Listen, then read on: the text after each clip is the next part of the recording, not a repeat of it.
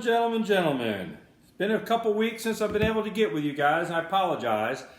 But we're starting to wind down past the mid-season point of the Truman Invitational with our college fantasy league. I don't know if you can see the scoreboard, the standings board. We got it up here and going.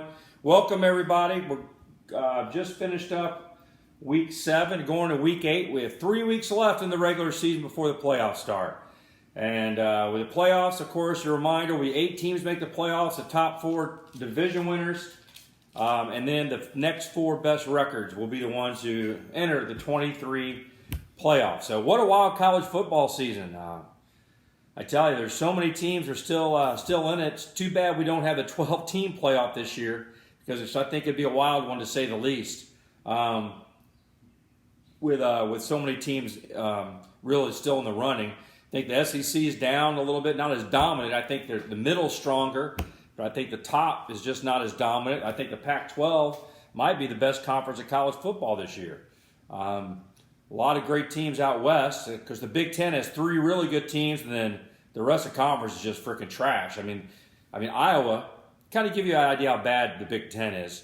Iowa beat Wisconsin last week. I know we all saw 15-8 or 15-6. This is when you know it's bad football. The Missouri punter, with 1 for 1 with a 39-yard touchdown pass, had more passing yards than the Iowa team. Big Ten football, gotta love it. No disregard or no disparaging, with all due respect to the Fighting Harbaughs, as Michigan's been rolling. So it will be interesting to see Michigan play some teams that actually have more of a pulse as they play Penn State and Ohio State in upcoming weeks. But with that being said, let's kind of review where we are. If we go to the Booch's division, we got Bucknut leading the division at 14-7. I'm in second, 11-10. After a rough start, I've got my head above 500, so kind of still in it. And we've got 2 teams that basically eliminated. I Piss Teal and Watson's Tab, 4-17 and 3-18 respectively. That's just fucking pathetic. But at least John's first year, and Josh another year of just struggling, so maybe he'll have to reevaluate his talent evaluations going forward. The Shiloh division, this is Rusty 16-5, Gene at 14-7 lead the division, and then not bowl eligible still alive at 10-11, and so is Alan Pomato at 9-12. So those 2 teams still have an outside shot at getting the playoffs, as they're only a couple games outside that last playoff spot, which right now is at 12-9 with Chef Al. And that takes us to Harpo's division, where Jason leads 13-8, 1 game behind is Chef Al at 3-9, and the Fighting Harbaughs, that same record as me, at 11-10. And the poor Todd's Beer Belly Blues are really singing the blues, as they're coming in at 4-17. So been a tough year for our Budweiser contingent, and they're bringing up the basement. Go to Shiloh, or we talk about Shiloh Division Fieldhouse, and maybe one of the greatest turnarounds in college football and in college fantasy history. The Rocket Ship with Shannon Pollard leading the division at 16-5, tied for the best record in the league with Rusty. After last year finishing near last place, starting out 0-12 or 1-11 or something, Shannon is in a first place team right now, which is good because the Rocket Ship Gamecocks have not kept up with the Rocket Ship of the Shannon Pollards. Gamecocks having a tough year. Shane Beamer breaks his foot this week coming into the Missouri game. Lose a tough one last week. And, I'm sitting in the parking lot in Lexington, Kentucky at the Kroger Field, getting ready to go in for the Missouri-Kentucky game. South Carolina's up 10 with 5 minutes to go. What's going in the stadium? South Carolina's got this locked down. No, blew a 10-point lead in the last 5 minutes, and a tough loss for the Gamecocks. As most of you here, many of you are Gamecock fans, and I know that was a tough one.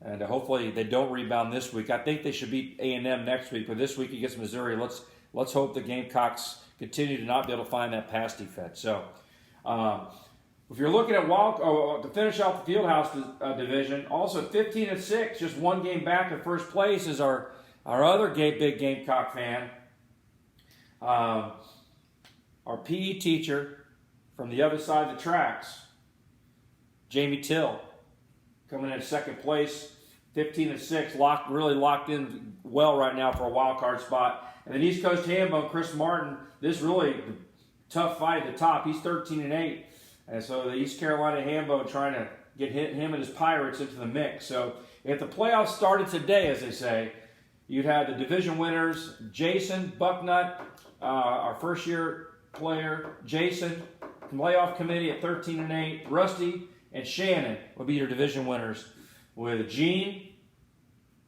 Jamie Till, East Coast Hambone, and Chef Al taking the 4 wild card positions at this time. Now, as you can see, then you have the Fighting Hardballs and me are 1 game out of that last spot being held by Chef Al. So then 2 games back, you got Mark Burke and Allen's at 3 games back. So you really only 5 teams have been eliminated. So we really have 11 teams vying for 8 slots right now. So we'll see how it goes. Don't forget to get your lineups in as we're winding down. Watch your bye weeks. You want to make sure you put the best team you can on the field, even if you're out of it. There's still opportunity to win the weekly prize, the weekly $10. And I will send out a text to who's won what so far. Do the accounting on that. It's been kind of slack. Anyway, big games this week. Big Penn State, Ohio State game. Alabama, Tennessee, probably the lead.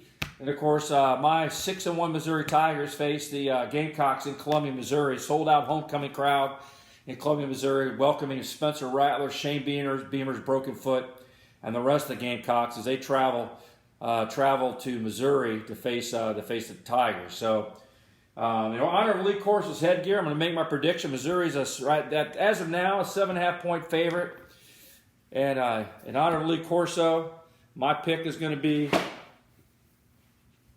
the Missouri Tigers. So I got the Tigers taking down the Gamecocks by more than 7.5. Get your picks in. Truman Invitational winding down, boys. And let's go Tigers!